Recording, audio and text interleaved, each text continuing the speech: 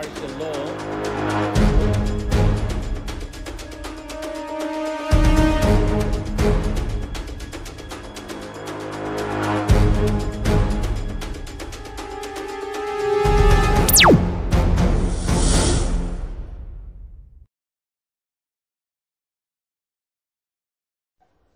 Nilabdaan ng Pilipinas at Japan noong Lunes, July 8 ang Reciprocal Access Agreement, RAA, isang kasunduan na magpapadali para sa mga militar ng parehong bansa na magsanay at mag-operate sa lupa ng isa't isa.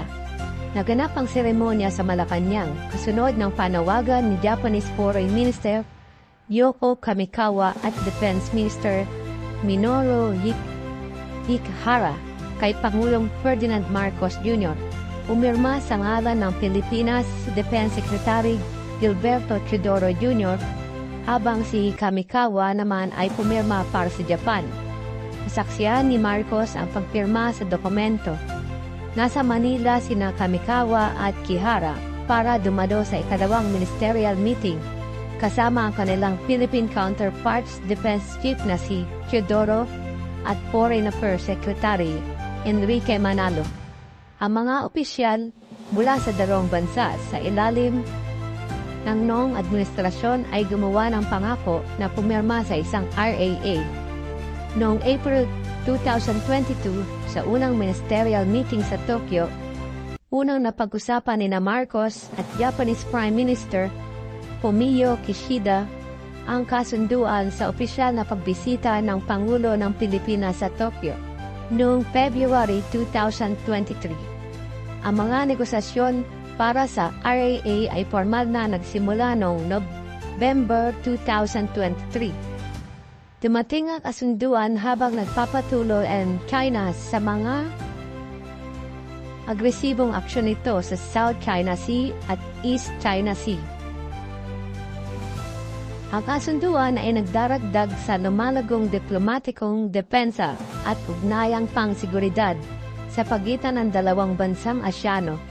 Ang Japan at Pilipinas ay naging strategic partner mula noong 2011, noong Aquino administration, kasama sa pagtatanggol at seguridad ng Japan sa Pilipinas ang tulong sa pagbili ng mga pinakabagong sasakyang pandagat ng Philippine Coast Guard, PCG. Gayon din ang pagbibigay ng Mobile Air Surveillance Radar System sa militar. Ang Maynila ang pangunguna sa pagtatanggap ng opisyal na tulong sa seguridad ng Japan.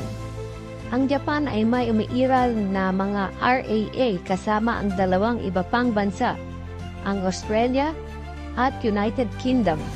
Samantala, ang Pilipinas ay may Visiting Forces Agreement sa United States at Status of Visiting Forces Agreement sa Australia.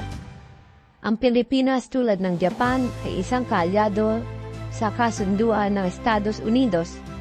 Ang RAA ay nagtatayo rin ng lumalagong multilateral defense cooperation sa rehiyon, isang quadrilateral na kooperasyon sa pagitan ng US, Pilipinas, Japan, at Australia. Gayon din ang trilateral cooperation sa pagitan ng US, Pilipinas at Japan.